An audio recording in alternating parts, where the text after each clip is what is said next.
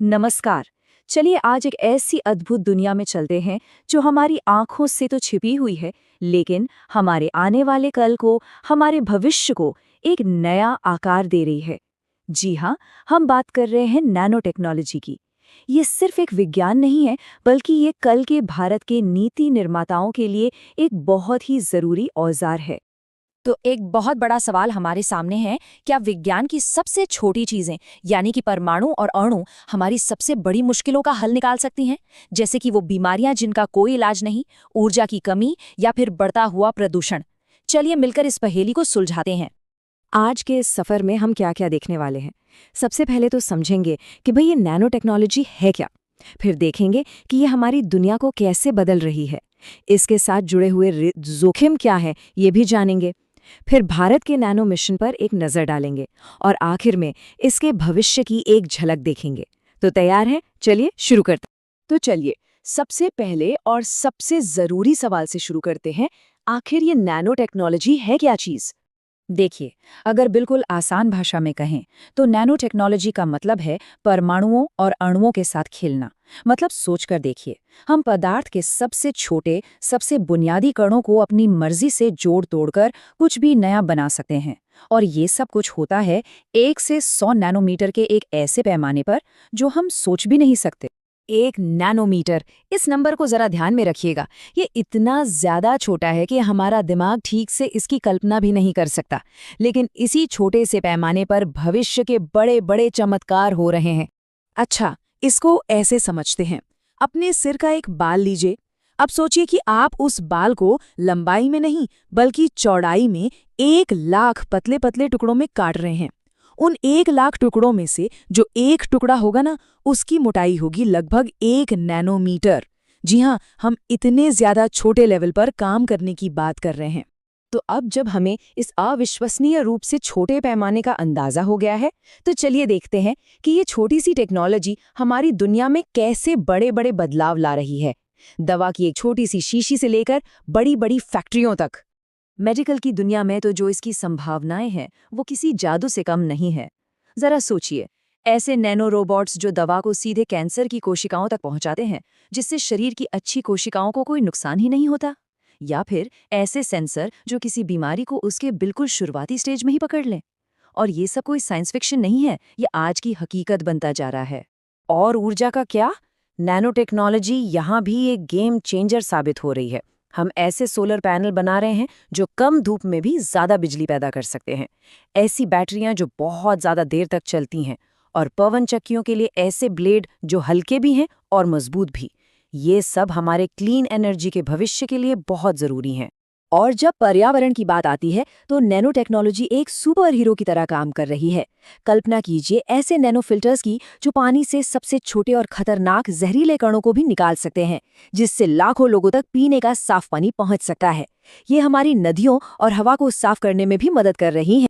तो जैसा कि हम यहाँ साफ साफ देख सकते हैं, चाहे वो मेडिसिन में साइड इफ़ेक्ट्स का कम होना हो, एनर्जी सेक्टर में ग्रीन एनर्जी का बढ़ना हो, या फिर पर्यावरण के लिए साफ पानी तक पहुंच हो, नैनो टेक्नोलॉजी के फायदे बहुत बड़े और असरदार हैं। लेकिन कहते हैं ना कि हर सिक्के के दो पहलू होते हैं, और एक प्रशासक के तौर पर हमें सिर्फ चमक नहीं देखनी चाहिए, बल्कि दूसरी तरफ की परछाई पर भी ध्यान देना होगा।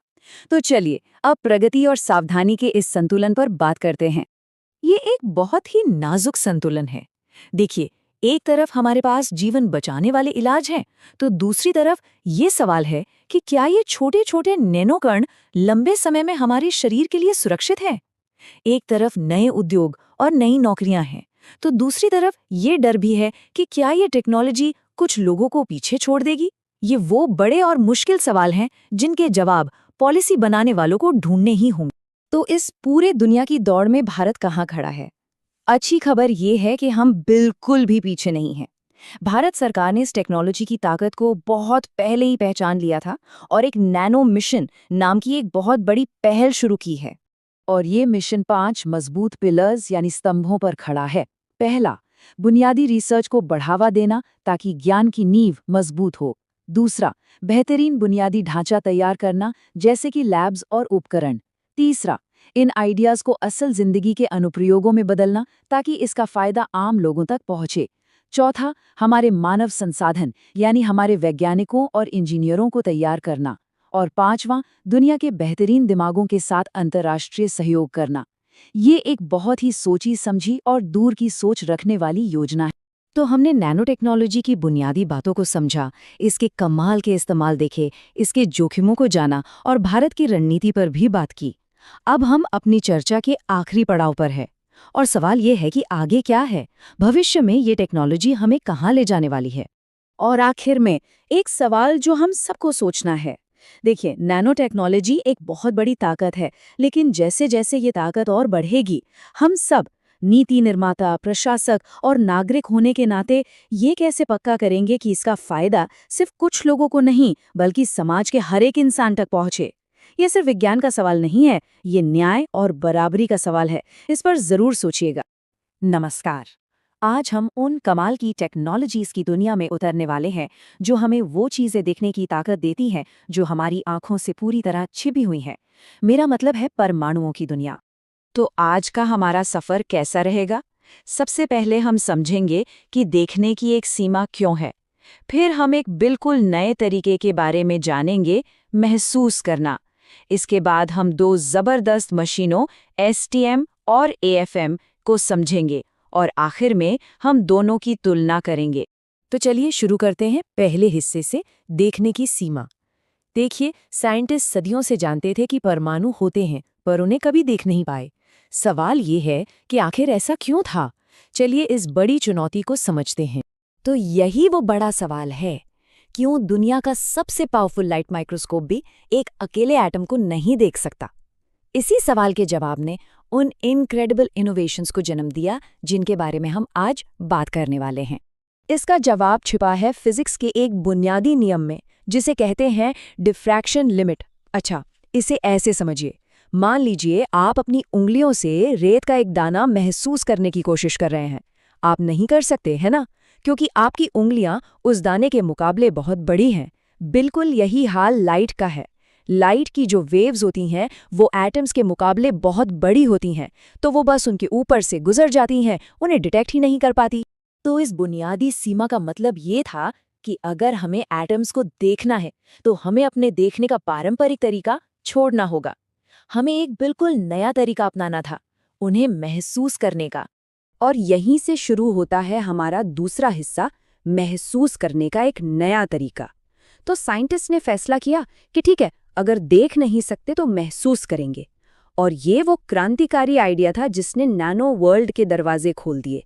ये आइडिया बहुत सरल लेकिन उतना ही पावरफुल था। अगर देख नहीं सकते तो महसूस करो। जरा सोचिए, एक बहुत ही बारीक नुकीली सुई किसी सतह पर घूम रही है, ठीक वैसे ही जैसे कोई देख न पाने वाला व्यक्ति अपनी छड़ी से जमीन के उतार चढ़ाव को महसूस करता है। और इसी महसूस करने वाली अप्रोच पर आधारित जितनी भी टेक्निक्स हैं, उन्हें एक परिवार का नाम दिया गया है, स्कैनिंग प्रोब माइक्रोस्कोपी या SPM। आज हम इसी परिवार के दो सबसे मशहूर सदस्यों से मिलने वाले हैं।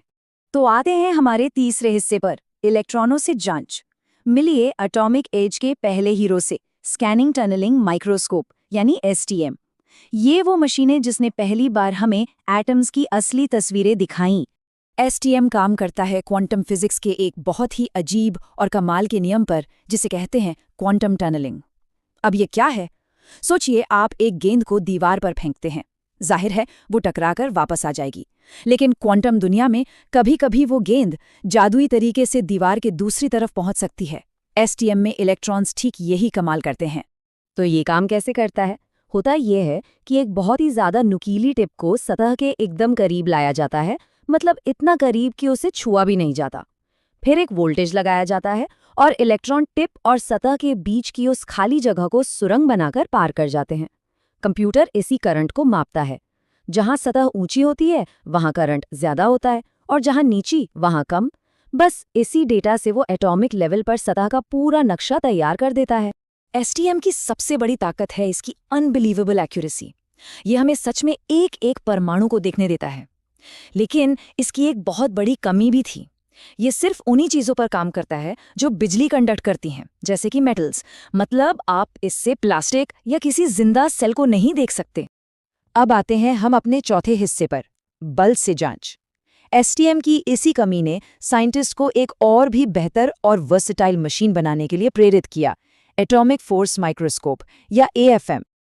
अब एएफएम इलेक्ट्रॉन्स का इस्तेमाल नहीं करता। इसकी जगह ये उन बहुत ही कमजोर आकर्षण और प्रतिकर्षण बलों को मापता है जो हर दो एटम्स के बीच मौजूद होते हैं, चाहे वो किसी भी चीज के हों। इन्हें कहते हैं इंटर एटॉमिक फोर्सेस। इसका काम करने का तरीका काफी कुछ एक रिकॉर्ड प्लेयर जैसा है। एक लचीले से लीवर के सिरे पर, जिसे कैंटिलीवर कहते हैं, एक बहुत बारीक टिप होती है। जब ये टिप सतह पर घूमती है तो एटम्स के बीच के फोर्स इस कैंटिलीवर को ऊपर नीचे मोड़ते हैं। एक लेजर बीम इस बहुत छोटी सी हलचल को भी पकड़ लेती है और एक कंप्यूटर इस जानकारी से सतह का पूरा 3D नक्शा बना देता है, ठीक वैसे ही जैसे रिकॉर्ड प्लेयर की सुई से म्यूजिक बनता। और एएफएम का सबसे बड़ा फायदा है इसकी वर्सेटैलिटी। क्योंकि ये सिर्फ एटॉमिक फोर्सेस पर निर्भर करता है, ये लगभग किसी भी चीज की इमेज बना सकता है। मेटल, प्लास्टिक, कांच, यहाँ तक कि पानी में तैरते हुए जिंदा डीएनए और सेल्स भी। इसने तो बायोलॉजी और मेडिसिन के लिए बिल्कुल नए रास्ते खोल दिए। तो चलिए अब अपने आखिरी हिस्से पर आते हैं। अब जब हम दोनों को जान गए हैं तो चलिए आमने सामने इनकी तुलना करते हैं, ताकि इनके बीच का जो मुख्य अंतर है वो एकदम साफ हो जाए। तो अगर इसे संक्षेप में देखें, एसटीएम क्वांटम टनलिंग का इस्तेमाल करता है। इसे कंडक्टिव सैंपल चाहिए, लेकिन ये सबसे ज्यादा एकदम असली एटॉमिक रेजोल्यूशन देता है। वहीं दूसरी तरफ एएफएम एटॉमिक फोर्सेस का इस्तेमाल करता है और ये किसी भी सैंपल पर, यहाँ तक कि हवा या पानी में भी काम कर सकता है, पर इसका रेजोल्यूशन थोड़ा सा कम होता है। तो सबसे ज़रूरी बात जो यहाँ समझने वाली है वो ये है, ये सवाल ही गलत है कि कौन सा बेहतर है। सही सवाल ये है कि किसी खास वैज्ञानिक सवाल और सैंपल के लिए सही टूल कौन सा है। अगर किसी को मेटल की सतह पर एटम्स की जमावट देखनी है तो वो एसटीएम चुनेगा, और अगर किसी को एक जिंदा सेल की सतह को स्टडी करना है तो एएफएम उसका सबसे अच्छा दोस्त है। इन मशीनों का असर बहुत ही गहरा रहा है। डीएनए के धागों की तस्वीरें लेने से लेकर सतहों पर एक एक एटम को अपनी मर्जी से जमाकर नैनो मशीन बनाने तक, एसटीएम और एएफएम ने सही मायनों में नैनो टेक्नोलॉजी के युग को जन्म दिया है। और ये हमें भविष्य के लिए एक बहुत ही रोमांचक सवाल पर छोड़ जाता है। अब जब हम अलग अलग एटम्स को सिर्फ देख ही नहीं, बल्कि उन्हें अपनी जगह से हिला भी सकते हैं और उनसे कुछ बना भी सकते हैं, तो हम आगे कौन सी नई दुनियाएं बनाएंगे। संभावनाएं सच में अनंत हैं। चलिए आज कार्बन की एक ऐसी गुप्त पहचान को उजागर करते हैं जिसके बारे में शायद बहुत कम लोगों ने सुना होगा। हम बात कर रहे हैं फुलरीन की, कार्बन का एक बेहद आकर्षक और सच कहूं तो रहस्यमयी रूप। तो सोचिए, जब भी कार्बन का नाम आता है तो दिमाग में क्या आता है? ज्यादातर दो ही तस्वीरें उभरती हैं, है ना? एक तो वो नरम काला पदार्थ जिससे हमारी पेंसिल की नोक बनती है, और दूसरा वो बेहद कठोर चमकीला हीरा। लेकिन क्या हो अगर हम कहें कि कार्बन का एक तीसरा एकदम ही अलग रूप भी मौजूद है? तो चलिए इस सफर में आगे बढ़ते हैं। पहला पड़ाव है कार्बन का तीसरा रहस्य, यानी हीरे और ग्रेफाइट से परे। देखिए, हम सब कार्बन के इन दो चेहरों से वाकिफ हैं। एक तरफ है ग्रेफाइट, इतना नरम और भुरभुरा कि उसकी परतें कागज पर निशान छोड़ जाती हैं, और दूसरी तरफ है हीरा, जिसकी मजबूत 3D बनावट उसे दुनिया के सबसे कठोर पदार्थों में से एक बनाती है। कमाल की बात ये है कि दोनों हैं तो 100% कार्बनी, बस उनके परमाणुओं की जमावट ही उन्हें इतना अलग बना देती है। और फिर साल 1985 में कहानी में एक जबरदस्त मोड़ आया। वैज्ञानिकों ने कार्बन का एक तीसरा रूप खोज निकाला, और ये ना तो ग्रेफाइट की तरह सपाट था और न ही हीरे की तरह एक कठोर जाल। ये कुछ बिल्कुल ही नया था। तो अब सवाल उठता है कि ये था क्या? इसकी बनावट कैसी थी? यही बात तो सबसे दिलचस्प है। चलिए अब इस बकी बॉल को डिकोड करते हैं और इस अनोखे मॉलिक्यूल की बनावट को समझते हैं। और देखिए ये सफर कितनी तेजी से आगे बढ़ा। 1985 में C60 की खोज हुई, महज 5 साल बाद 1990 तक इसे लैब में बड़ी मात्रा में बनाने का तरीका भी खोज लिया गया, और फिर 1996 में, मतलब खोज के सिर्फ 11 साल बाद, इसके खोजकर्ताओं को केमिस्ट्री का नोबेल प्राइज मिला। इससे ही अंदाजा लगाया जा सकता है कि ये कितनी बड़ी खोज थी। तो सवाल ये है कि आखिर ये फुलरीन है क्या? अगर हम वैज्ञानिक भाषा में बात करें तो ये कार्बन का ही एक रूप है, एक एलोट्रोप, जिसमें कार्बन के एटम्स आपस में जुड़कर एक बंद पिंजरे जैसी शक्ल बना लेते हैं। सोचिए, एक खोखली गेंद की तरह या किसी ट्यूब की तरह। और इस फुलरीन परिवार का जो सबसे मशहूर सदस्य है वो है C60। इसका पूरा नाम है बकमिंस्टर फुलरीन, पर इसे प्यार से बकी बॉल भी कहा जाता है। तो ये बकी बॉल दिखता कैसा है? इसे समझने का सबसे आसान तरीका है एक फुटबॉल को याद करना। जी हाँ, बिल्कुल एक फुटबॉल।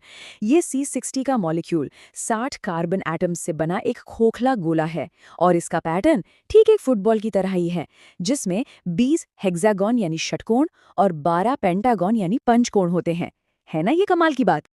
अच्छा तो ठीक है, इसकी शक्ल फुटबॉल जैसी है, पर इससे होता क्या है? असल में इसकी यही अनोखी बनावट इसे कुछ गजब की ताकतें देती है। चलिए अब पता लगाते हैं एक फुलरीन की इन सुपर पावर्स के बारे में, कि कैसे इसकी संरचना ही इसके फंक्शन को तय करती है। इसकी ये जो खोखली गोल बनावट है ना, वही सब कुछ है। इसी वजह से इसमें बहुत ज्यादा मजबूती होती है, मतलब हाई टेंसाइल स्ट्रेंथ। ये इलेक्ट्रॉन्स को अपनी तरफ खींचने में माहिर है। यही नहीं, ये सुपरकंडक्टर की तरह काम कर सकता है, और तो और एक कमाल का लुब्रिकेंट भी है। और हाँ, ये काफी रिएक्टिव भी होता है। अब जरा इसके इलेक्ट्रिकल गुणों पर गौर कीजिए। हम जानते हैं कि हीरा बिजली का एक बेहतरीन इंसुलेटर है, मतलब उसमें से करंट पास नहीं होता। लेकिन फुलरीन, ये कमरे के तापमान पर एक सेमीकंडक्टर है। और असली जादू तो तब होता है जब इसमें दूसरे एटम्स की मिलावट की जाती है। ऐसा करने पर ये एक सुपरकंडक्टर बन जाता है, मतलब जीरो रेजिस्टेंस पर बिजली का बहाव। ये तो कमाल है। और वो जो इसका खोखला पिंजरा है ना, वो सिर्फ खाली जगह नहीं है। अरे वो तो संभावनाओं की एक पूरी की पूरी दुनिया है। जरा सोचिए, हम इस पिंजरे के अंदर दूसरे एटम्स या मॉलिक्यूल्स को कैद कर सकते हैं और बस यहीं से इसके इस्तेमाल का असली जादू शुरू होता है। तो इन सारी सुपर पावर्स का हम क्या कर सकते हैं? इन्हें कहाँ इस्तेमाल किया जा सकता है? चलिए अब अपने आखिरी हिस्से में चलते हैं और देखते हैं कि भविष्य नैनो का है और इसमें फुलरीन के क्या-क्या एप्लीकेशंस हो सकते हैं। इसका एक सबसे बेहतरीन इस्तेमाल हो सकता है दवा पहुंचाने में, यानी ड्रग डिलीवरी में। सरस प्रक्रिया को देखिए। पहले फुलरीन के पिंजरे के अंदर दवा के मॉलिक्यूल को बंद कर दिया जाता है। फिर ये पिंजरा शरीर के अंदर सफर करता हुआ ठीक उस सेल तक पहुंचता है जहां जरूरत है, और आखिर में दवा को ठीक उसी जगह पर रिलीज कर दिया जाता है। मतलब एकदम सटीक निशाना। ये टारगेटेड मेडिसिन में एक क्रांति ला सकता है। और बात सिर्फ दवा तक ही खत्म नहीं होती। मेडिकल फील्ड में टारगेटेड ड्रग डिलीवरी के लिए इसका खोखला पिंजरा काम आता है। मटेरियल साइंस में इसके अनोखे इलेक्ट्रॉन गुणों की वजह से इसे सुपरकंडक्टर बनाने में इस्तेमाल किया जा सकता है। इलेक्ट्रॉनिक्स की दुनिया में इसकी हाई इलेक्ट्रॉन एफिनिटी इसे सोलर सेल्स के लिए परफेक्ट बनाती है, और तो और इसके गोल आकार की वजह से इसे मॉलिक्यूलर बॉल बेरिंग की तरह इस्तेमाल करके घर्षण को कम किया जा सकता है। संभावनाएं वाकई बहुत हैं। और ये याद रखिए, C60 या बकी बॉल, ये तो महज एक शुरुआत है। जब इन्हीं फ्लोरीन को एक सिलेंडर की शक्ल दे दी जाती है तो हमें मिलते हैं कार्बन नैनो ट्यूब्स।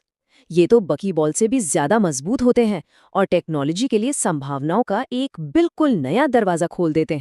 एकदम सही कहा गया है कि कार्बन के तीसरे रूप की खोज ने विज्ञान में एक नया अध्याय खोल दिया है, जिसकी संभावनाओं की हम अभी केवल खोज शुरू कर रहे हैं। हम सचमुच अभी इसकी पूरी ताकत को समझने की बस शुरुआत ही कर रहे हैं। तो अगली बार जब कोई पेंसिल उठाए या किसी हीरे को देखे तो कार्बन के इस तीसरे छुपे हुए रूप को जरूर याद कीजिएगा। जरा सोचिए, हमारे पास ऐसे मॉलिक्यूल्स हैं जो पिंजरे की तरह काम कर सकते हैं, कंडक्टर बन सकते हैं और लुब्रिकेंट का भी काम कर सकते हैं। तो सवाल ये उठता है कि इन ताकतों के साथ हम अगली कौन सी बड़ी मुश्किल को हल करने वाले हैं? कभी सोचा है एक ऐसे मटेरियल के बारे में जो हमारे भविष्य को पूरी तरह से बदल सकता है? एक ऐसा मटेरियल जो दिखाई भी न दे, इतना छोटा लेकिन अविश्वसनीय रूप से शक्तिशाली हो। तो चलिए आज कार्बन नैनो ट्यूब की इसी हैरान कर देने वाली दुनिया में उतरते हैं। अच्छा, एक सवाल, ऐसी कौन सी चीज है जो स्टील से 100 गुना ज्यादा मजबूत है लेकिन वजन में उससे 6 गुना हल्की? सोचिए जरा। जी हाँ, इसका जवाब है कार्बन नैनो ट्यूब, एक ऐसा मटेरियल जो साइंस फिक्शन को हकीकत बना रहा है। तो चलिए अब और गहराई में चलते हैं और समझते हैं कि ये नानो स्केल रेवोल्यूशन आखिर है क्या। तो ये कार्बन नैनो ट्यूब्स आखिर होते क्या हैं? बहुत सिंपल तरीके से समझते हैं। सोचिए, कार्बन एटम्स की एक जाली है, बिल्कुल चिकन वायर की तरह। अब उस जाली को कसकर रोल कर दें, एक पतली सी ट्यूब की तरह। बस यही है कार्बन नैनो ट्यूब। और ये सब कुछ होता है मॉलिक्यूलर लेवल पर, इसीलिए तो ये इतने छोटे और इतने पावरफुल होते हैं। अब देखिए, ये भी दो तरह के होते हैं, सिंगल वॉल्ड और मल्टी वॉल्ड। जैसा कि नाम से ही साफ है, सिंगल वॉल्ड मतलब ग्राफीन का सिर्फ एक सिलेंडर। दूसरी तरफ मल्टी वॉल्ड वो प्याज की परतों जैसे होते हैं, एक सिलेंडर के अंदर दूसरा, फिर तीसरा, और यही बनावट इनके गुणों को तय करती है। सिंगल वॉल्ड में कमाल की इलेक्ट्रॉनिक प्रॉपर्टीज होती हैं, तो वहीं मल्टी वॉल्ड की मैकेनिकल स्ट्रेंथ यानी मजबूती कहीं ज्यादा होती है। तो अब बात करते हैं उन सुपर पावर्स की, उन खासियतों की जो कार्बन नैनो ट्यूब को इतना स्पेशल बनाती हैं। जरा सोच कर देखिए, जबरदस्त ताकत, बिजली और गर्मी को कंडक्ट करने की बेहतरीन क्षमता, बहुत बड़ा सरफेस एरिया, और ये सब कुछ एक नन्ही सी ट्यूब के अंदर। असल में इन्हीं सब प्रॉपर्टीज का कॉम्बिनेशन है जो इन्हें सही मायनों में क्रांतिकारी बना देता है। अगर इसे ठीक से समझना है तो ऐसे देखिए, इनकी खिंचाव सहने की शक्ति, जिसे हम टेंसाइल स्ट्रेंथ कहते हैं, वो स्टील से लगभग 100 गुना ज्यादा है, और वो भी उसके वजन के एक छोटे से हिस्से में। सही में ये इंजीनियरिंग की दुनिया के लिए एक गेम चेंजर है। और बात यहीं खत्म नहीं होती। बिजली को संभालने की इनकी जो क्षमता है, वो कॉपर यानी तांबे से 1000 गुना ज्यादा है। अब समझ आया कि क्यों ये अगली पीढ़ी की इलेक्ट्रॉनिक्स के लिए इतनी बड़ी उम्मीद बनकर उभरे हैं। तो ठीक है, ये सारी कमाल की प्रॉपर्टीज तो हैं, लेकिन असल दुनिया में इनका मतलब क्या है? चलिए देखते हैं कि कैसे ये मटेरियल अलग-अलग इंडस्ट्रीज की तस्वीर बदल रहा है। एरोस्पेस में इनसे हल्के और कहीं ज्यादा मजबूत एयरक्राफ्ट बन रहे हैं। इलेक्ट्रॉनिक्स में और भी छोटे, तेज और एफिशिएंट चिप्स तैयार हो रहे हैं। मेडिसिन में ये दवा को सीधे टारगेटेड सेल्स तक पहुंचा सकते हैं, और एनर्जी सेक्टर में ये बैटरी और सोलर सेल्स की परफॉर्मेंस को कई गुना बढ़ा सकते हैं। और सुनिए, ये तो बस कुछ ही उदाहरण हैं, इनकी खोज तो अभी भी लगातार जारी है। जैसा कि एक एक्सपर्ट ने इसे बहुत अच्छे से समझाया है, ये कोई छोटा मोटा सुधार नहीं है, ये मटेरियल साइंस में एक बुनियादी बदलाव है। ये बात इनके महत्व को बिल्कुल सटीक तरीके से बताती है। अब आते हैं सबसे जरूरी सवाल पर। एक देश के लिए और खासकर यूपीएससी जैसे एग्जाम्स के नजरिए से ये टॉपिक रणनीतिक तौर पर इतना अहम क्यों है? देखिए, बात बिल्कुल सीधी है। इस टेक्नोलॉजी में महारत हासिल करने का मतलब है टेक्नोलॉजी की दुनिया में सबसे आगे निकलना, अपनी इकोनॉमी को मजबूत करना और अपने डिफेंस सिस्टम को और भी एडवांस्ड बनाना। सीधे शब्दों में कहें तो जो देश इस टेक्नोलॉजी को अपनाएगा, वही भविष्य की ग्लोबल इकोनॉमी और सिक्योरिटी का एक बड़ा खिलाड़ी होगा। तो आखिर में ये सवाल सोचना तो बनता है कि जिस तरह ये इंडस्ट्रीज को पूरी तरह से बदलने की ताकत रखते हैं, तो क्या कार्बन नैनो ट्यूब वाकई 21वीं सदी के सबसे जरूरी बिल्डिंग ब्लॉक हैं? इसका जवाब ही हमारे आने वाले कल की टेक्नोलॉजी और तरक्की की दिशा तय करेगा। नमस्कार। आज हम एक ऐसे मटेरियल की दुनिया में उतर रहे हैं जो शायद हमारा भविष्य लिखने वाला है। एक ऐसा मटेरियल जो आंखों से तो दिखता नहीं, लेकिन उसमें हमारे जीने, काम करने और यहाँ तक कि ठीक होने के तरीके को पूरी तरह से बदलने की ताकत है। जी हाँ, हम बात कर रहे हैं कार्बन नैनो ट्यूब की। तो जरा सोचिए, एक ऐसा मटेरियल जो स्टील से 100 गुना ज्यादा मजबूत हो, लेकिन इतना हल्का कि हवा में पंख की तरह तैर सके। नहीं, ये कोई साइंस फिक्शन फिल्म की कहानी नहीं है। ये कार्बन नैनो ट्यूब की हैरान कर देने वाली हकीकत है। और आज हम इसी दुनिया के राज खोलने जा रहे हैं। तो आज हम क्या-क्या जानने वाले हैं? सबसे पहले हम समझेंगे कि ये छोटे-छोटे टाइटन्स आखिर हैं क्या? फिर देखेंगे कि कैसे मॉडर्न मेडिसिन में क्रांति ला रहे हैं और हमारी दुनिया को और मजबूत बना रहे हैं। इसके बाद हम पब्लिक सेक्टर पर इसके असर को जानेंगे और आखिर में इस रोमांचक रास्ते में आने वाली चुनौतियों पर भी एक नजर डालेंगे। तो चलिए सबसे पहले इस पहेली को सुलझाते हैं। ये सबसे छोटा टाइटन यानी कार्बन नैनो ट्यूब असल में है क्या? देखिए, कार्बन नैनो ट्यूब या जिसे हम CNTs भी कहते हैं, कार्बन एटम से बनी एक खोखली ट्यूब जैसी बनावट है। इसे समझने का सबसे आसान तरीका है कि आप सोचें कि आपने चिकन वायर यानी वो लोहे की जाली की एक शीट ली और उसे गोल करके एक पतली सी ट्यूब बना दी। बस यही चीज होती है, लेकिन एटॉमिक लेवल पर। और मधुमक्खी के छत्ते जैसी यही अनोखी बनावट इसे अपनी जबरदस्त ताकत और हल्कापन देती है। अब देखिए, असली जादू तो तब शुरू होता है जब हम इसकी तुलना स्टील जैसी किसी चीज से करते हैं। ये सिर्फ 100 गुना ज्यादा मजबूत ही नहीं है, ये वजन में भी बहुत ज्यादा हल्का है।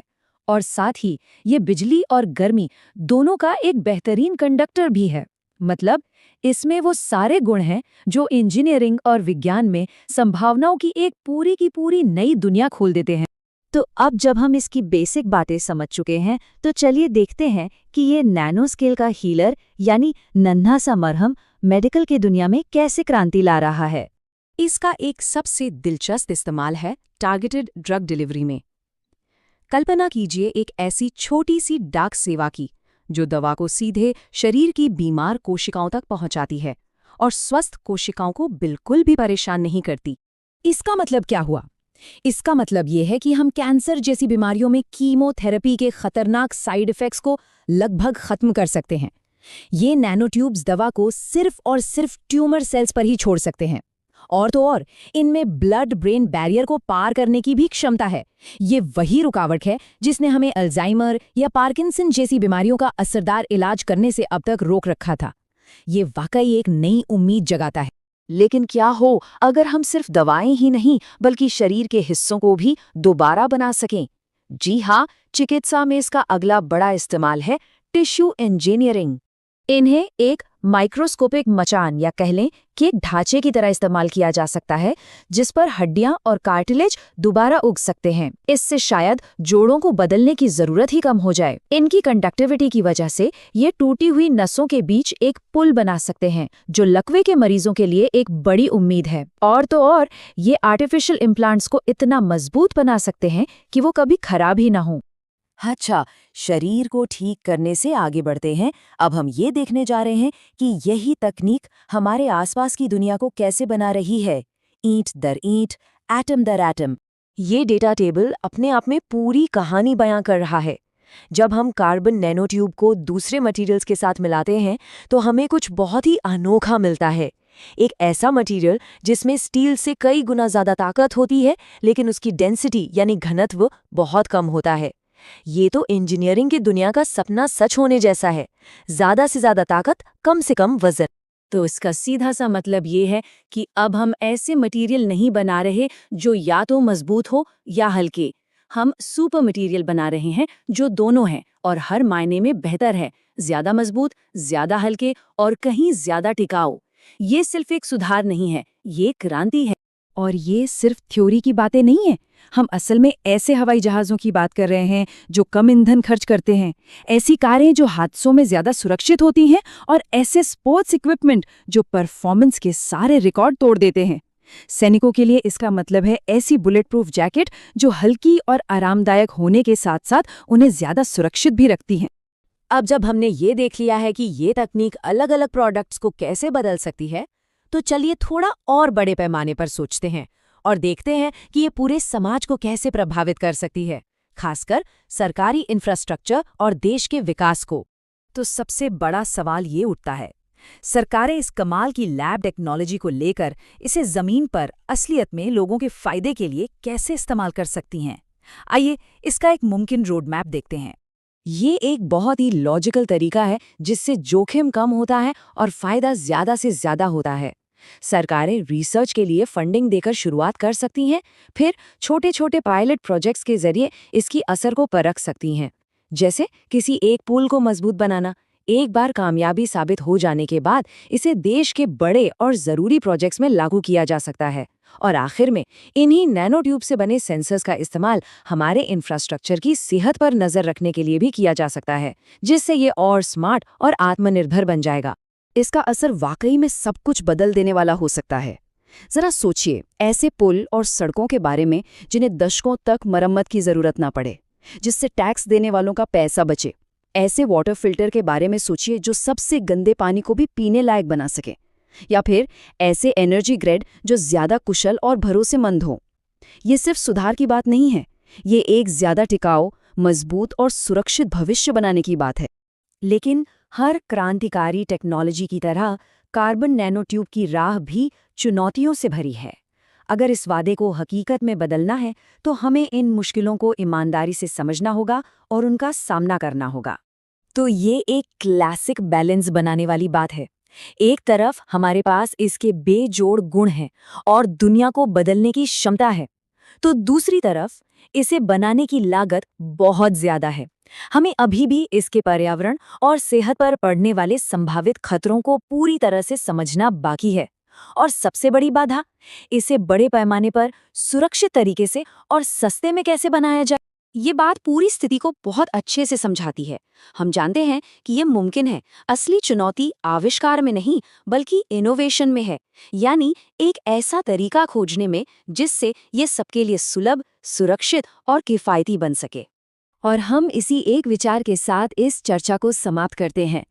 जैसे जैसे ये नन्ही सी टेक्नोलॉजी हमारी दुनिया को बदलने की ताकत दिखा रही है, हम सभी के लिए ये सोचना ज़रूरी है, हम ये कैसे पक्का करें कि इसकी शक्ति का इस्तेमाल समझदारी से, जिम्मेदारी से और असल में सभी की भलाई के लिए हो। भविष्य तो बन रहा है एक एक नैनो ट्यूब से। सवाल बस ये है कि हम उस भविष्य को क्या आकार देंगे। जरा सोचिए एक ऐसी टेक्नोलॉजी के बारे में जो साइंस फिक्शन को हकीकत में बदल रही है। एक ऐसी टेक्नोलॉजी जिसमें हमारे जीने, इलाज करने और दुनिया को देखने का तरीका हमेशा के लिए बदल देने की ताकत है।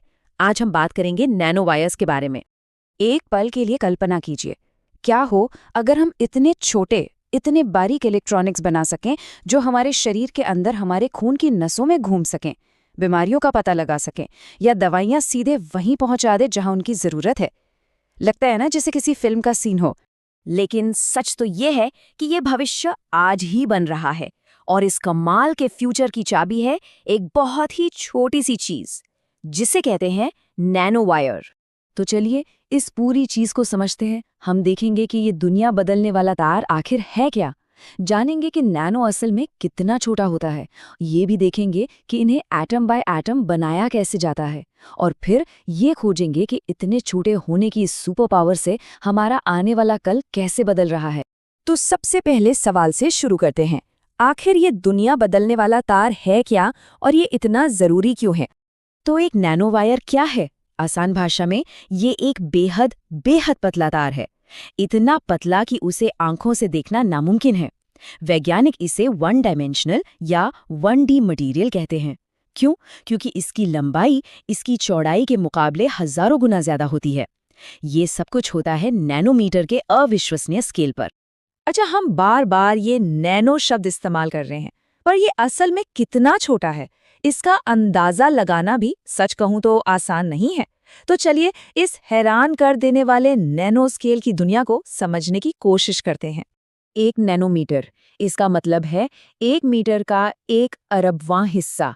ये इतना छोटा है कि हमारी कल्पना से भी परे है।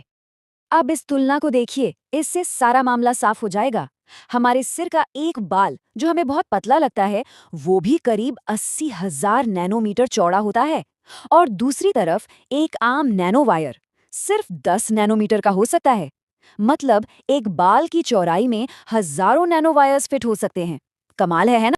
इस स्केल को और अच्छे से समझने के लिए ये कहावत बिल्कुल सही बैठती है। अगर एक कंचा 1 नैनोमीटर का होता तो 1 मीटर पृथ्वी के आकार का होता। ये दिखाता है कि हमारी दुनिया और नैनो दुनिया के बीच कितना बड़ा अंतर है। तो सवाल उठता है कि भाई इतनी छोटी चीजें आखिर बनती कैसे हैं? क्या कोई बहुत छोटी कैंची से इन्हें काटा जाता है? नहीं, बिल्कुल नहीं। इन्हें बनाने का तरीका हमारी सोच से एकदम अलग है। नैनो वायर्स को तराशा नहीं जाता, उन्हें उगाया जाता है। जी हाँ, ये एक बॉटम अप प्रोसेस है जहां वैज्ञानिक सचमुच एक एक एटम को जोड़कर इन तारों को बनाते हैं। इसका सबसे आम तरीका है VLS मेथड। चलिए इसे बहुत ही आसान तरीके से समझते हैं। सबसे पहले एक सतह पर कैटलिस्ट की एक नन्ही सी तरल बूंद रखी जाती है। इसके बाद एक खास गैस छोड़ी जाती है जो इस बूंद में घुलने लगती है। फिर क्या होता है? ये बूंद गैस के कणों से पूरी तरह भर जाती है, मतलब सैचुरेट हो जाती है। और आखिर में जो बूंद में और जगह नहीं बचती तो ये सारा मटेरियल बूंद के नीचे से जमना शुरू कर देता है और परत दर परत एक नैनो वायर ऊपर की तरफ उगने लगता है। ठीक है, तो हमने देख लिया कि ये बनते कैसे हैं, पर अब असली सवाल, इतने छोटे होने का फायदा क्या है? अब हम जानेंगे कि कैसे इनका छोटा आकार ही इनकी सबसे बड़ी सुपर पावर है। बात यह है कि जब हम नैनो स्केल पर जाते हैं तो फिजिक्स के वो नियम जो हम अपनी दुनिया में देखते हैं वो बदलने लगते हैं। यहाँ क्वांटम मैकेनिक्स का जादू काम करता है और चीजें बिल्कुल अनोखे तरीके से बर्ताव करना शुरू कर देती हैं। इनकी 3 सबसे खास सुपर पावर्स हैं। पहली, क्वांटम कन्फाइनमेंट। जब इलेक्ट्रॉन्स को बहुत ही तंग जगह में कैद कर दिया जाता है तो उनके बिजली और प्रकाश से जुड़े गुण बदल जाते हैं। दूसरी है विशाल सतही क्षेत्रफल। अपने आकार के हिसाब से इनकी सतह बहुत बड़ी होती है जो केमिकल रिएक्शंस के लिए इन्हें बेहतरीन बनाती है। और तीसरी है बढ़ी हुई चालकता। इनमें बिजली लगभग बिना किसी रुकावट के दौड़ सकती है, जैसे किसी सुपरफास्ट हाईवे पर। ये टेबल इस फर्क को बहुत अच्छे से दिखाती है। चलिए सिलिकॉन का उदाहरण लेते हैं। हमारे कंप्यूटर चिप्स में जो सिलिकॉन वेफर होता है उसकी बिजली चलाने की क्षमता सामान्य होती है, लेकिन जब वही सिलिकॉन नैनो वायर के रूप में होता है तो उसकी चालकता को हम अपनी मर्जी से बढ़ा सकते हैं। जहां बड़ा सिलिकॉन रोशनी पैदा करने में कमजोर है, वही नैनो वायर बहुत कुशल हो जाता है और सतह की प्रतिक्रियाशीलता तो कम से सीधे अत्यंत उच्च हो जाती है। सोचिए, सिर्फ आकार बदलने से एक ही पदार्थ के गुण पूरी तरह बदल जाते हैं। तो इन सब वैज्ञानिक बातों का हमारी असल जिंदगी में क्या मतलब है? चलिए देखते हैं कि कैसे ये सुपर पावर्स हमारी बड़ी बड़ी समस्याओं को हल करने में काम आ रही हैं। आज नैनो वायर्स हर जगह क्रांति ला रहे हैं। इलेक्ट्रॉनिक्स में इनकी मदद से छोटे, तेज और ज्यादा शक्तिशाली कंप्यूटर चिप्स बन रहे हैं। मेडिसिन में ऐसे नैनो सेंसर बन रहे हैं जो शरीर के अंदर ही कैंसर जैसी बीमारियों का पता लगा सकते हैं। एनर्जी के क्षेत्र में सोलर सेल्स और बैटरीज की क्षमता को कई गुना बढ़ाया जा रहा है और पर्यावरण में ये पानी और हवा से प्रदूषण हटाने में मदद कर रहे हैं। तो सारी बात का निचोड़ ये है, इस छोटी सी न दिखने वाली दुनिया पर महारत हासिल करके हम इंसानियत की कुछ सबसे बड़ी, सबसे मुश्किल समस्याओं को हल करने की दिशा में बढ़ रहे हैं। और ये हमें एक बहुत ही गहरे सवाल पर लाकर छोड़ देता है। जैसे जैसे हम पदार्थ की इन सबसे छोटी ईंटों पर काबू पा रहे हैं, हमारे हाथों में भविष्य को एक नया आकार देने की ताकत आ रही है। तो हमारी जिम्मेदारी क्या बनती है? ये एक ऐसा सवाल है जिस पर हम सभी को सोचना होगा। सोचकर देखिए, एक ऐसा मटेरियल जो स्टील से भी 200 गुना ज्यादा मजबूत हो, लेकिन इतना पतला कि वो लगभग अदृश्य हो। नहीं, ये कोई साइंस फिक्शन फिल्म की बात नहीं हो रही है। ये है ग्राफीन की हकीकत, और आज हम इसी अद्भुत मटेरियल की दुनिया में थोड़ा और गहरा उतरने वाले हैं। मतलब ये सवाल ही अपने आप में थोड़ा अजीब लगता है ना? कहाँ एक तरफ स्टील जैसी जबरदस्त मजबूती और दूसरी तरफ कोई चीज जो सिर्फ एक एटम जितनी पतली हो। ये दोनों बातें एक साथ आखिरी मुमकिन कैसे हो सकता है? तो चलिए इस सफर पर निकलते हैं। हम देखेंगे कि ये चीज आखिर है क्या, इसकी बनावट इतनी खास क्यों है, इसकी सुपर पावर्स क्या हैं, ये हमारी असल दुनिया को कैसे बदल सकती है, और हाँ, आखिर में ये भी देखेंगे कि इसका भविष्य कैसा दिखता है। तो शुरू करते हैं। चलिए पर्दा उठाते हैं इस एक परमाणु वाले अजूबे से। एक ऐसा पदार्थ जो साइंस के नियमों को ही एक तरह से चुनौती दे रहा है। जी हाँ, ये चीज असल में मौजूद है। इसका नाम है ग्राफीन। ये कोई कल्पना नहीं, बल्कि एक हकीकत है जिसने, आप जानते हैं, पूरी दुनिया के साइंटिस्ट्स और इंजीनियर्स को सोचने पर मजबूर कर दिया है। तो सवाल ये है कि ग्राफीन इतना शक्तिशाली है कैसे, इतना पतला होने के बावजूद? इसका सारा राज इसकी बनावट में छिपा है, इसके परमाणुओं के एकदम सटीक अरेंजमेंट में।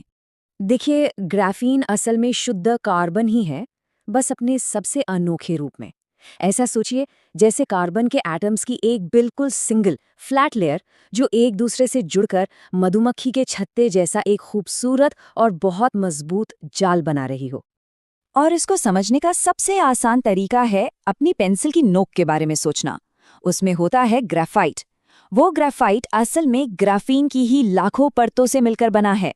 मजेदार बात तो ये है कि वैज्ञानिकों ने 2004 में इसे सिंपल स्कॉच टेप का इस्तेमाल करके अलग किया था।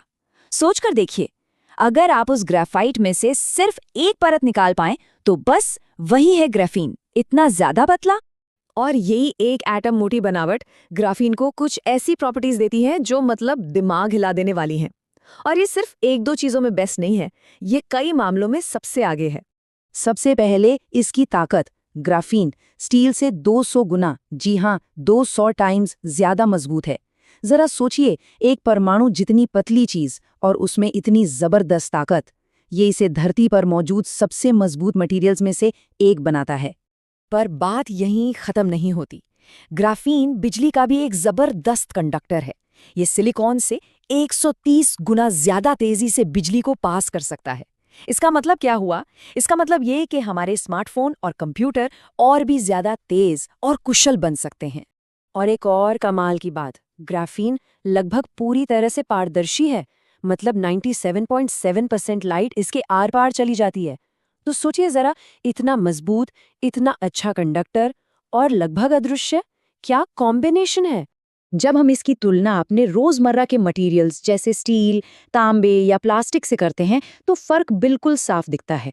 मजबूती, सुचालकता, लचीलापन, ग्राफीन इन सब का एक ऐसा अनोखा पैकेज है जो बाकी सबसे, आप जानते हैं, मीलों आगे है। तो ठीक है, इसकी प्रॉपर्टीज तो कमाल की हैं, पर असल दुनिया में इन सुपर पावर्स का क्या मतलब है?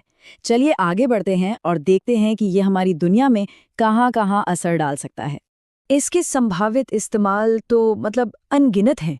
इलेक्ट्रॉनिक्स में सोचिए, ऐसी फोन स्क्रीन्स जो फोल्ड हो जाएं, रोल हो जाएं और कभी टूटे ही ना। एनर्जी में ऐसी सुपर बैटरीज जो घंटों या मिनटों में नहीं बल्कि सेकंड्स में चार्ज हो जाएं। मेडिकल फील्ड में ऐसे नैनो डिवाइस जो सीधे कैंसर सेल्स तक दवा पहुंचा सकें। और यहाँ तक कि ट्रांसपोर्ट में ग्राफीन से बने हल्के विमान जो फ्यूल बचाएंगे। और जैसा कि यहाँ दिख रहा है, आज के समय में ज्यादातर रिसर्च ग्राफीन पर इलेक्ट्रॉनिक्स और एनर्जी स्टोरेज में हो रही है। और इसका कारण भी साफ है, हमें चाहिए तेज कंप्यूटिंग और बेहतर बैटरीज। ये हमारी आज की दुनिया की दो सबसे बड़ी ज़रूरतें हैं और ग्राफीन इन दोनों ही फील्ड्स में एक क्रांति लाने का वादा करता है। तो ये सब सुनने में तो बहुत रोमांचक लगता है ना? लेकिन एक सवाल उठता है, अगर ग्राफीन इतना ही कमाल का है तो अभी तक हमारी हर चीज़ ग्राफीन से क्यों नहीं बनी है? इसकी सबसे बड़ी चुनौती है इसका बड़े पैमाने पर उत्पादन।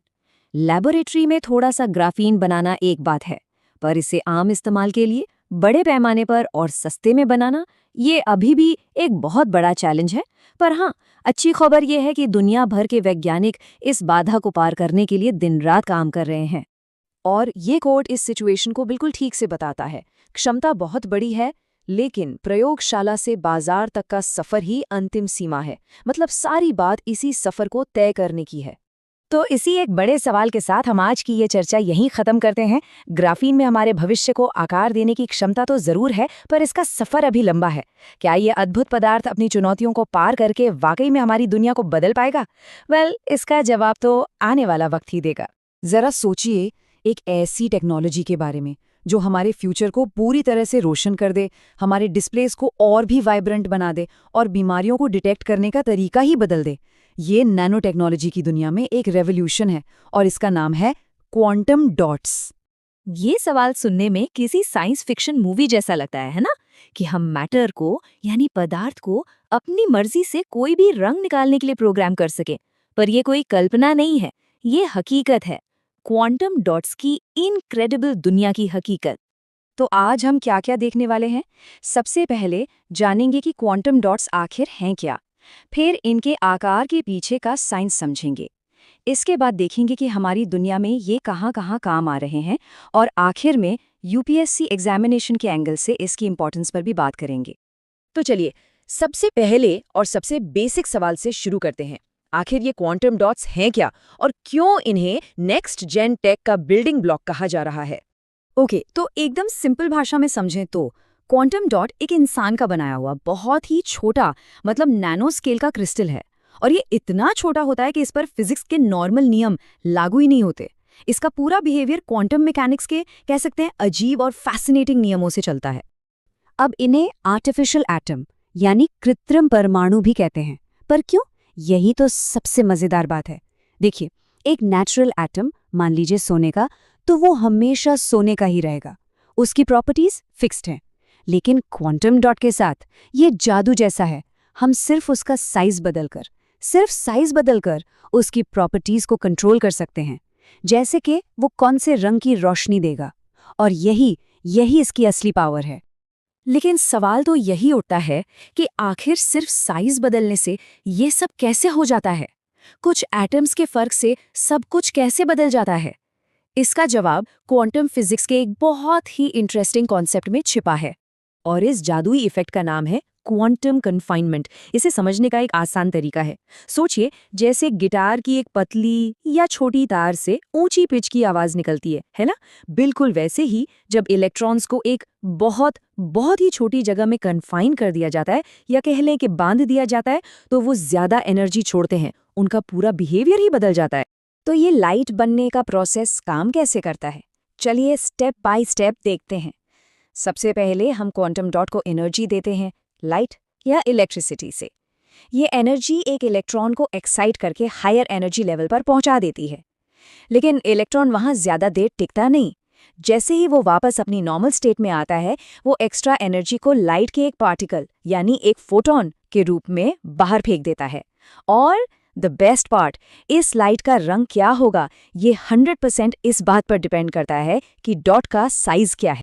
तो इसका एक सिंपल सा रूल है याद रखने के लिए। डॉट जितना छोटा होगा, एनर्जी उतनी ही हाई होगी और लाइट उतनी ही ब्लू होगी। और जैसे जैसे हम डॉट का साइज बढ़ाते जाएंगे, एनर्जी कम होती जाएगी और लाइट का कलर रेड की तरफ शिफ्ट होता जाएगा, ब्लू से रेड।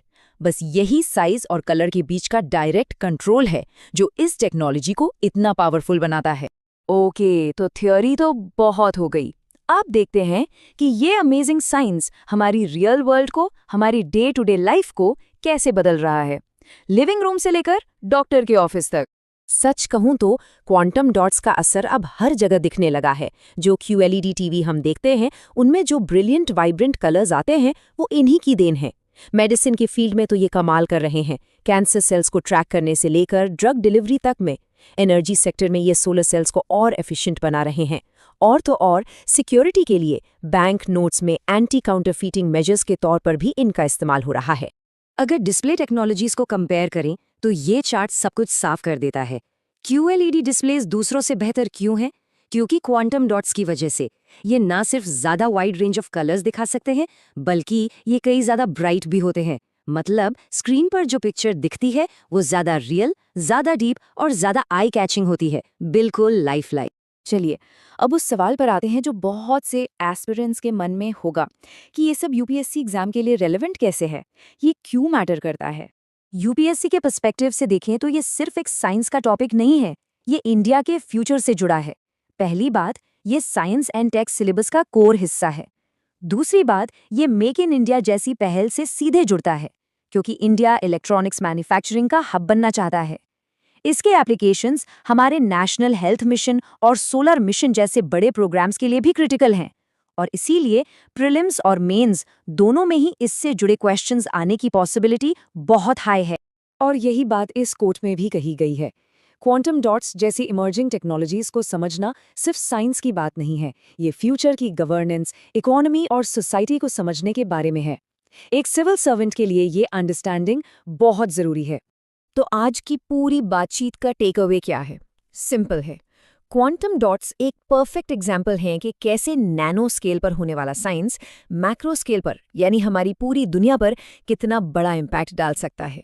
तो जाते जाते एक सवाल के साथ इस चर्चा को यहीं रोकते हैं। जैसे जैसे ये टेक्नोलॉजी और मैच्योर होगी, ये हमारी अगली कौन सी बड़ी सोशल चैलेंज को सॉल्व करेगी? क्या ये क्लीन ड्रिंकिंग वाटर में मदद करेगी, या एनर्जी स्टोरेज को रेवोल्यूशनाइज करेगी, या फिर कुछ ऐसा करेगी जो अभी हम सोच भी नहीं सकते? फ्यूचर वाकई में पॉसिबिलिटीज से भरा हुआ है। नमस्ते। चलिए आज एक ऐसी दुनिया में चलते हैं जो हमें दिखाई तो नहीं देती, लेकिन हमारी पूरी दुनिया को बदलने की जबरदस्त ताकत रखती है। जी हाँ, ये है नैनो टेक्नोलॉजी की दुनिया, जहां साइंस एटम के लेवल पर जाकर भविष्य को बना रहा है। जरा सोचिए, एक ऐसी लड़ाई जिसमें दुश्मन को बिल्कुल सटीक निशाने पर खत्म किया जा सके और हमारे अपने शरीर को कोई आंच तक ना आए। यही वो अविश्वसनीय वादा है जो ये टेक्नोलॉजी मेडिसिन की दुनिया में कर रही है। और एनर्जी के बारे में क्या ख्याल है? क्या हो अगर हमारी इमारतें खुद ही अपने लिए बिजली बनाने लगे? नहीं, ये कोई साइंस फिक्शन फिल्म की बात नहीं है। ये नैनो टेक्नोलॉजी की असली संभावनाएं हैं जिन पर आज हम बात करने वाले हैं। तो आखिर ये नैनो टेक्नोलॉजी है क्या? सीधे शब्दों में कहें तो ये एटम और मॉलिक्यूल के लेवल पर चीज़ों को बनाने और कंट्रोल करने का साइंस है। मतलब हम कुदरत के सबसे बुनियादी बिल्डिंग ब्लॉक्स के साथ काम कर रहे हैं। और ये स्केल कितना छोटा है, इसका अंदाजा लगाने के लिए जरा ये सोचिए कि अगर एक कंचा 1 नैनोमीटर का हो तो उसके मुकाबले 1 मीटर का फासला पूरी पृथ्वी के बराबर होगा। वाकई हम एक अविश्वसनीय रूप से छोटी दुनिया की बात कर रहे हैं। तो आज का हमारा सफर कुछ ऐसा रहेगा। पहले हम इस छोटी सी दुनिया को समझेंगे, फिर देखेंगे कि मेडिसिन और एनर्जी में ये कैसे क्रांति ला रही है, और आखिर में इसके विशाल भविष्य पर एक नजर डालेंगे। तो चलिए सबसे पहले बात करते हैं हेल्थ केयर की। देखते हैं कि कैसी ये छोटी सी तकनीक हमारी कुछ सबसे बड़ी मेडिकल समस्याओं का हल निकाल रही है। अब देखिए, मेडिसिन में एक बहुत बड़ी चुनौती हमेशा से रही है साइड इफ़ेक्ट्स। मिसाल के तौर पर कीमोथेरेपी को ही ले लीजिए। ये कैंसर से तो लड़ती है, लेकिन एक ऐसे बम की तरह काम करती है जो दुश्मन के साथ साथ अपनी ही हेल्दी सेल्स को भी तबाह कर देता है। और यहीं पर नैनो टेक्नोलॉजी एक कह लीजिए सर्जिकल स्ट्राइक की तरह काम करती है। होता क्या है कि छोटे छोटे नैनो पार्टिकल्स में कैंसर की दवा भरी जाती है।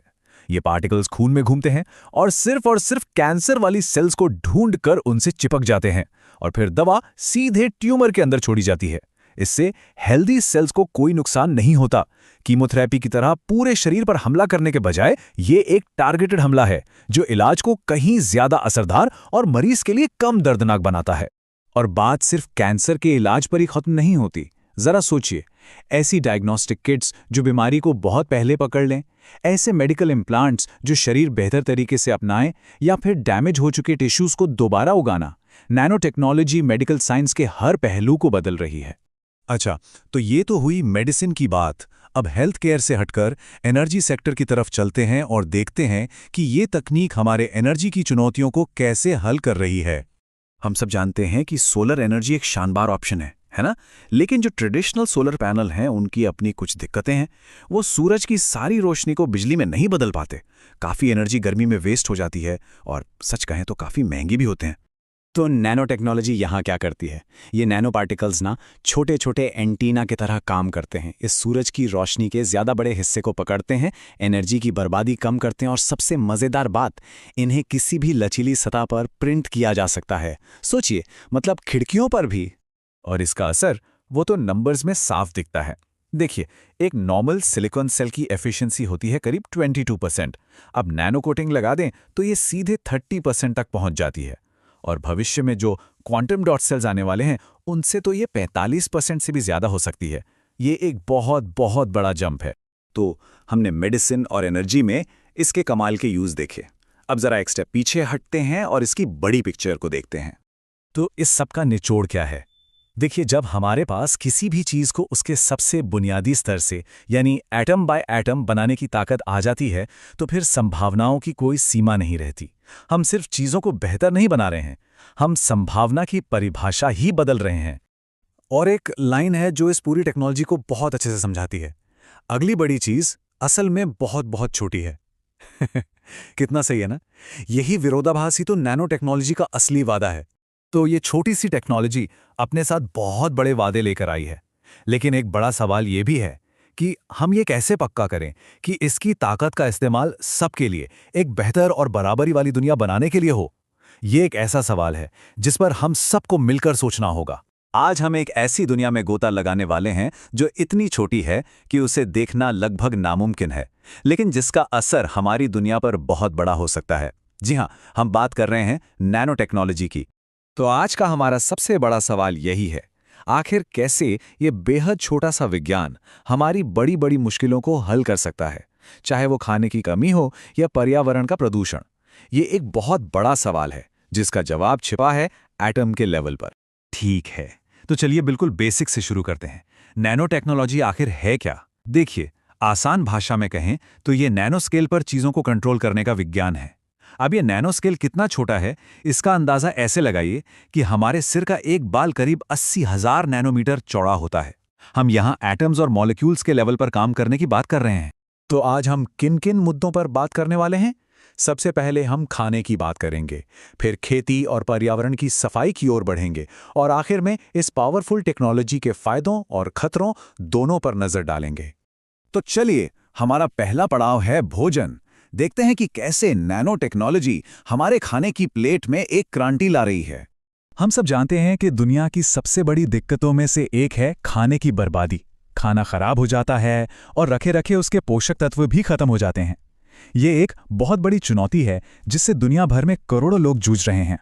तो इसका हल क्या है? एक कमाल की प्रोसेस है जिसे कहते हैं नैनो एनकैप्सुलेशन। इसको ऐसे समझिए कि ये पोषक तत्वों के लिए छोटे छोटे डिलीवरी ट्रक हैं। वैज्ञानिक क्या करते हैं कि जरूरी पोषक तत्व जैसे विटामिन्स को लेकर उन्हें एक बहुत ही छोटे सुरक्षा कवच यानी नैनो शेल में बंद कर देते हैं। फिर ये ट्रक हमारे खाने में मिला दिए जाते हैं और ये पोषक तत्वों को तब तक सुरक्षित रखते हैं जब तक वो हमारे शरीर में सही जगह पर नहीं पहुंच जाते। इससे हमें उनका पूरा फायदा मिलता है। और बात सिर्फ पोषण तक ही सीमित नहीं है। नैनो टेक्नोलॉजी खाने की सुरक्षा का तरीका भी बदल रही है। जरा सोचिए एक ऐसी पैकेजिंग के बारे में जो खाना खराब होने से पहले ही अपना रंग बदलकर आपको बता दे। नैनो सेंसर्स की मदद से यह मुमकिन है। यही नहीं, ये छोटे छोटे कण बैक्टीरिया जैसे खतरनाक कीटाणुओं का भी पता लगा सकते हैं।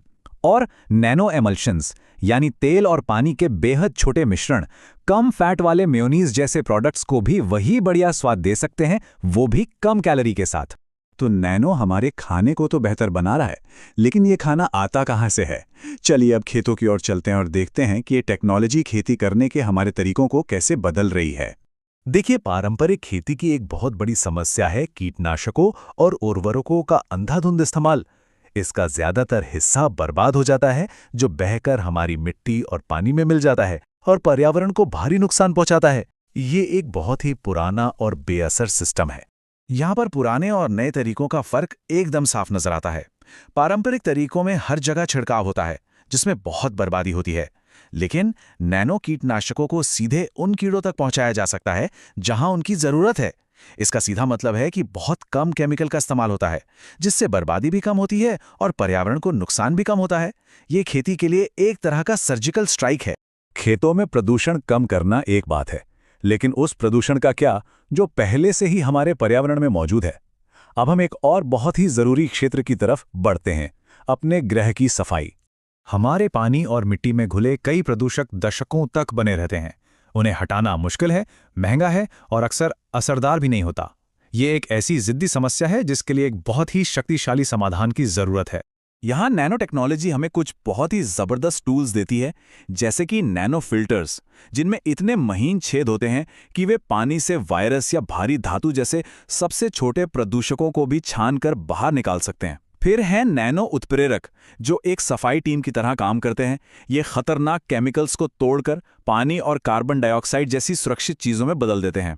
और नैनो सेंसर की मदद से हम रियल टाइम में प्रदूषण का पता लगा सकते हैं ताकि समस्या पर तुरंत एक्शन लिया जा सके। अब तक तो सब कुछ बड़ा कमाल का लग रहा है ना, लेकिन हर शक्तिशाली तकनीक का एक दूसरा पहलू भी होता है। तो हमें नैनो टेक्नोलॉजी के वादों और उसके संभावित खतरों दोनों को समझना होगा। तो असली दुविधा यही है। एक तरफ नैनो टेक्नोलॉजी हमें ज्यादा कुशलता और स्थिरता का वादा करती है, कम बर्बादी के साथ ज्यादा खाना, साफ पानी। लेकिन दूसरी तरफ कुछ बहुत गंभीर सवाल खड़े होते हैं।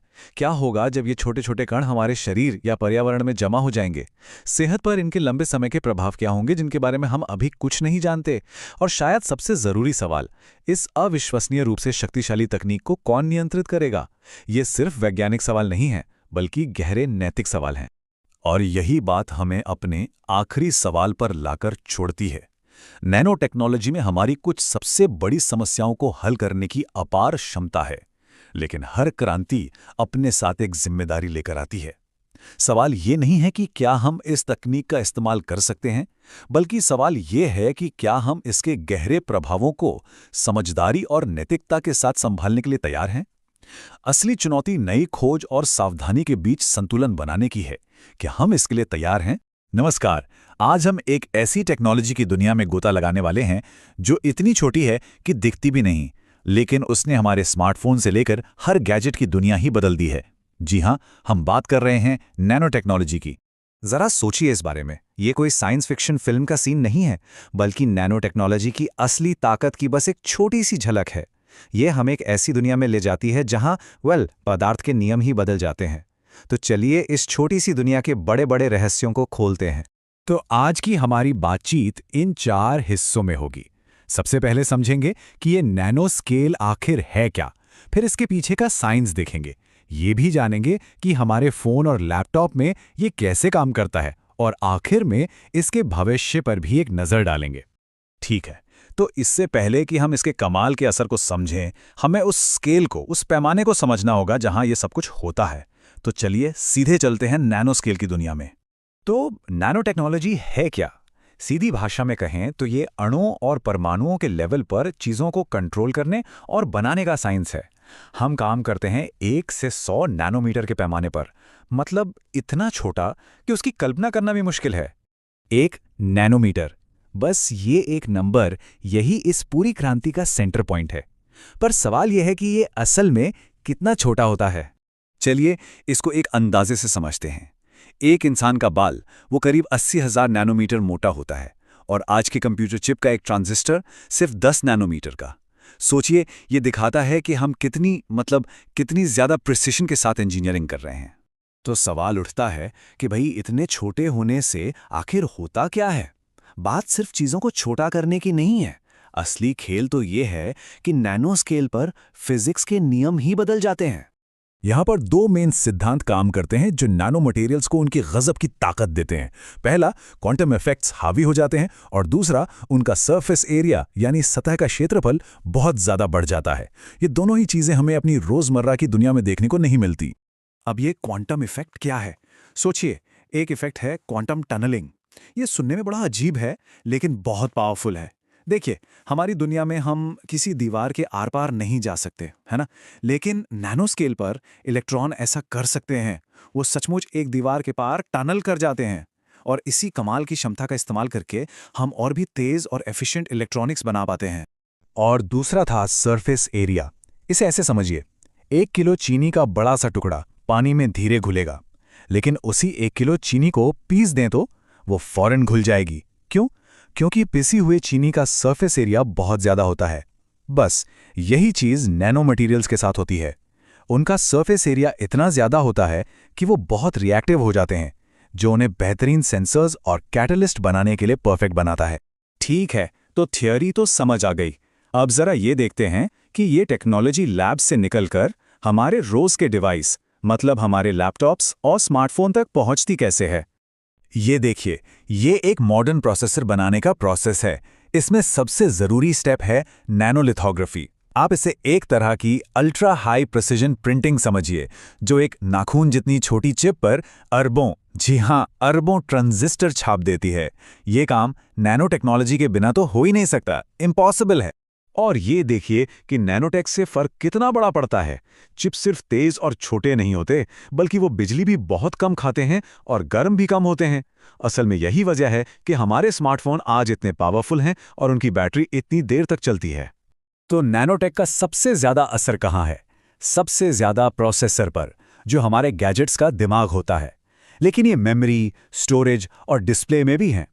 जैसे आजकल जो शानदार QLED टीवी आते हैं, उनकी स्क्रीन असल में क्वांटम डॉट्स नाम के नैनो पार्टिकल से ही बनती हैं। और हाँ, हमारे चारों तरफ जो अनगिनत सेंसर लगे हैं, उनमें भी इसका बड़ा रोल है। तो हमने आज की टेक्नोलॉजी तो देख ली। अब चलिए थोड़ा आगे बढ़ते हैं भविष्य की तरफ। देखते हैं कि ये छोटी सी क्रांति हमें कहाँ ले जा रही है और इसके रास्ते में क्या बड़ी चुनौतियां हैं। जरा इन नंबर्स को देखिए। नैनोटेक इलेक्ट्रॉनिक्स का मार्केट कितनी तेजी से बढ़ रहा है। अनुमान है कि आने वाले 10 सालों में ही यह सैकड़ों अरब डॉलर तक पहुंच जाएगा। तो यह सिर्फ एक साइंटिफिक चमत्कार नहीं है, बल्कि एक बहुत बड़ा इकोनॉमिक इंजन भी है। लेकिन हर सिक्के के 2 पहलू होते हैं। एक तरफ तो भविष्य कमाल के वादों से भरा है, quantum computers, super efficient energy, यहां तक कि बीमारियों से लड़ने वाले मेडिकल नैनोबॉट्स। पर दूसरी तरफ चुनौतियां भी हैं। इन्हें बनाने की लागत बहुत ज़्यादा है, और हमें यह भी अभी ठीक से समझना है कि ये नए मटेरियल्स लंबे समय में हमारे पर्यावरण या हमारी सेहत पर क्या असर डालेंगे। ये बात इसके महत्व को बिल्कुल सही तरीके से बताती है। देखिए, नैनोटेक कोई एक अलग थलग फील्ड नहीं है। ये एक फाउंडेशनल टेक्नोलॉजी है जो मेडिसिन, एनर्जी, कंप्यूटिंग, लगभग हर फील्ड में नए नए इनोवेशन को जन्म देगी। तो नैनो क्रांति हमारे आज को तो पावर दे ही रही है, हमारे कल को भी बना रही है। लेकिन बड़ा सवाल ये है, जैसे जैसे ये पावरफुल टेक्नोलॉजी आगे बढ़ रही है, क्या हम एक समाज के तौर पर इसके कमाल के मौकों और इसकी गंभीर जिम्मेदारियों दोनों को संभालने के लिए तैयार हैं? ये एक ऐसा सवाल है जिस पर हम सबको सोचना होगा। इस चर्चा में शामिल होने के लिए शुक्रिया। एक ऐसी दुनिया की कल्पना कीजिए जहां सबसे छोटी मतलब सबसे मामूली सी दिखने वाली चीजें सबसे बड़े चमत्कार कर सकती हैं। जी हां, यही तो है नैनो टेक्नोलॉजी की दुनिया। तो आज हम इसी दुनिया में गहराई से उतरेंगे और जानेंगे कि कैसे ये नन्हा टाइटन हमारे आने वाले कल को, हमारे भविष्य को एक नया आकार दे रहा है। तो सवाल यही उठता है ना कि आखिर ये इतनी छोटी चीजें इतने बड़े-बड़े बदलाव कैसे ला सकती हैं?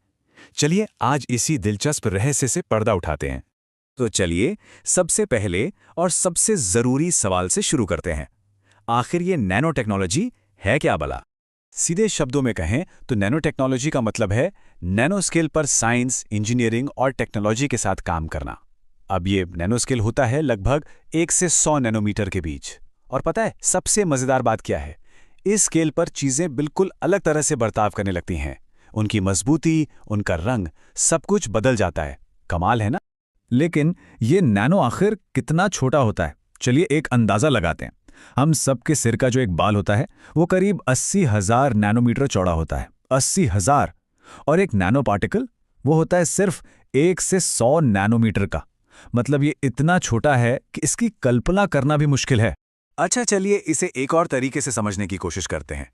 मान लीजिए अगर एक कंचा 1 नैनोमीटर के बराबर हो तो फिर 1 मीटर पता है कितना बड़ा होगा? हमारी पूरी पृथ्वी के बराबर। सोचकर ही दिमाग चकरा जाता है। ये स्केल ही अपने आप में हैरान करने वाला है। तो अब जब हम समझ गए हैं कि ये कितना छोटा है, चलिए देखते हैं कि ये नन्ही सी टेक्नोलॉजी अंतरिक्ष जैसी विशाल दुनिया में कैसे क्रांति ला रही है। देखिए, स्पेस ट्रैवल में हमेशा से कुछ बड़ी चुनौतियां रही हैं। सबसे पहली तो है स्पेसक्राफ्ट का भारी वजन, फिर आता है उन्हें लॉन्च करने का बेहिसाब खर्च, और ऊपर से अंतरिक्ष के वो कठोर, बेहद मुश्किल हालात जिनसे निपटना पड़ता है। और बस यहीं पर नैनो टेक्नोलॉजी एक असली गेम चेंजर बनकर सामने आती है। जैसे कि कार्बन नैनो ट्यूब्स, ये ऐसे मटेरियल हैं जो स्टील से हल्के हैं लेकिन मजबूती में उसे कहीं पीछे छोड़ देते हैं। फिर है नैनो कोटिंग्स, जो खतरनाक रेडिएशन से ढाल बनकर बचाती हैं। छोटे छोटे नैनो सेंसर्स पहले से कहीं बेहतर डेटा इकट्ठा करते हैं। और तो और नए और बेहतर सोलर पैनल से एनर्जी की समस्या भी हल हो जाती है। तो सोचने वाली बात यह है कि अगर ये टेक्नोलॉजी आसमान में इतने मजबूत रॉकेट बना सकती है, तो सोचिए जरा जमीन पे ये क्या क्या कर सकती है। चलिए अब रुक करते हैं युद्ध के मैदान का, जहां नैनो टेक्नोलॉजी डिफेंस की यानी कि रक्षा की एक पूरी नई पीढ़ी तैयार कर रही है। यहाँ पे सबसे बड़ी चुनौती क्या है? चुनौती है सैनिकों को सुरक्षित भी रखना है, उन्हें पहले से ज्यादा ताकतवर भी बनाना है, लेकिन ये सब कुछ करना है बिना उनका बोझ बढ़ाए। यहाँ पर एक सीधा सा फर्क देखते हैं। जो पारंपरिक कवच होता है वो भारी भरकम और बोझिल होता है। वहीं दूसरी तरफ है नैनो कवच, जो हल्का भी है, लचीला भी है और मजबूती में तो कहीं ज्यादा आगे है। और बात यही खत्म नहीं होती, इसमें सेल्फ हीलिंग मतलब खुद को ठीक करने की क्षमता और इंटीग्रेटेड सेंसर जैसी खूबियां भी हैं। और इसके फायदे तो बस शुरू हुए हैं। सोचिए स्मार्ट डस्ट के बारे में। ये हवा में तैरने वाले इतने छोटे सेंसर हैं जो निगरानी का काम करते हैं।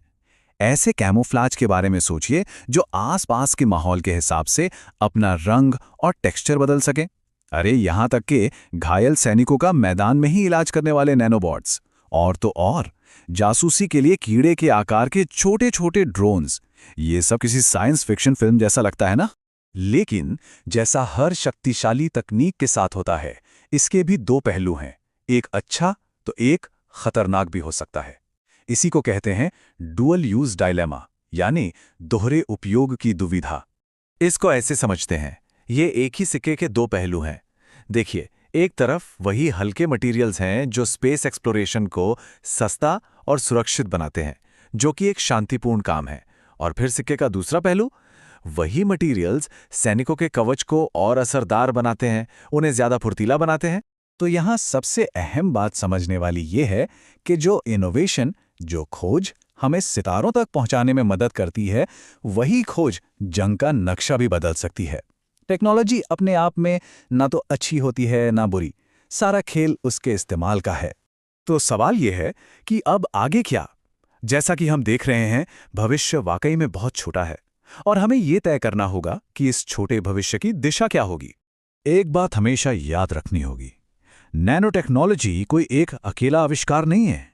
नहीं, ये तो भविष्य को बनाने का, उसे घड़ने का एक पूरा प्लेटफॉर्म है। एक ऐसा मंच जिस पर आगे चलकर न जाने कितने चमत्कार होंगे। और आखिर में एक सवाल के साथ इस चर्चा को खत्म करते हैं।